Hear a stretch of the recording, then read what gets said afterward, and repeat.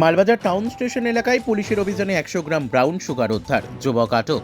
নিয়মিত টহলদারির দাবি জোরালো। মালবাজার শহরের 7 নম্বর ওয়ার্ডের টাউন স্টেশন সংলগ্ন এলাকা দীর্ঘদিন ধরেই নেশা কারবারের আতুরঘর হিসেবে পরিচিত হয়ে উঠেছিল বলে অভিযোগ স্থানীয়দের।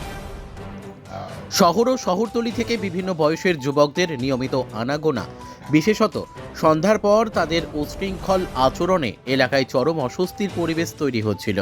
এই পরিস্থিতি থেকে মুক্তি পেতে এলাকাবাসী বহুদিন ধরেই প্রশাসনের কাছে নিয়মিত টহলদারি ও কঠোর পদক্ষেপের দাবি জানিয়ে আসছিলেন। অবশেষে সোমবার বিকেলে গোপন সূত্রে খবর পেয়ে পুলিশের সাদা পোশাকের একটি দল টাউন স্টেশন এলাকায় অভিযান চালায়। অভিযানে প্রায় 100 গ্রাম ব্রাউন সুগার সহ এক যুবককে আটক করা হয়। পরে ম্যাজিস্ট্রেট, এসডিপিও ও ওসির উপস্থিতিতে উদ্ধার হওয়া মাদকদ্রব্য বাজেয়াপ্ত করা হয় এবং অভিযুক্তকে মাল থানায় নিয়ে যাওয়া হয়। অভিযানে নেতৃত্ব দেয় পশ্চিমবঙ্গ পুলিশ। পুলিশের এই তৎপরতায় স্বস্তি প্রকাশ করেছেন এলাকাবাসী।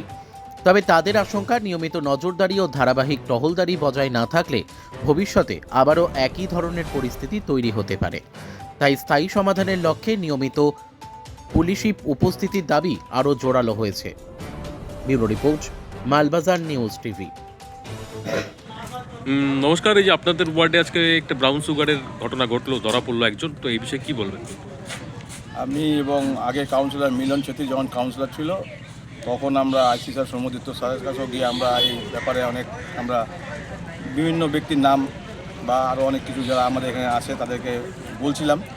তো ইদানিং দিকে দেখছিলাম ধরপাকড় চলছে, কিন্তু অফিসাররা মাঝে মাঝে দুপুরের দিকে, বিকালের দিকে, সন্ধ্যার দিকে করছে। এইভাবে যদি এই রেটটা চলে তার মানে যে মূল পান্ডা আছে সেও ধরা পড়বে, এবং যারা কেরিয়ার যা করে তাদেরকেও বলছি, তাদেরকেও সাবধান করি। তারা হয়তো আমার পরিচিত বা ছোটো ভাই হবে, দেখছি, তাদেরকেও বলছি তারাও সাবধান হয়ে যাও।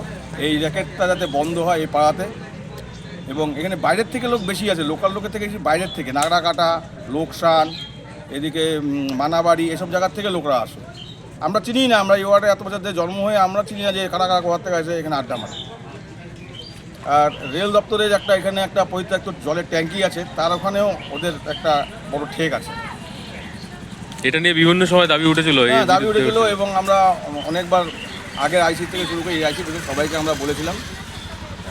আজকে একটা সুরাহা হলো, একজন ধরা পড়লো, দেখি তারপর কী হয়। হ্যাঁ, বিষয়টা খুবই উদ্বেগের।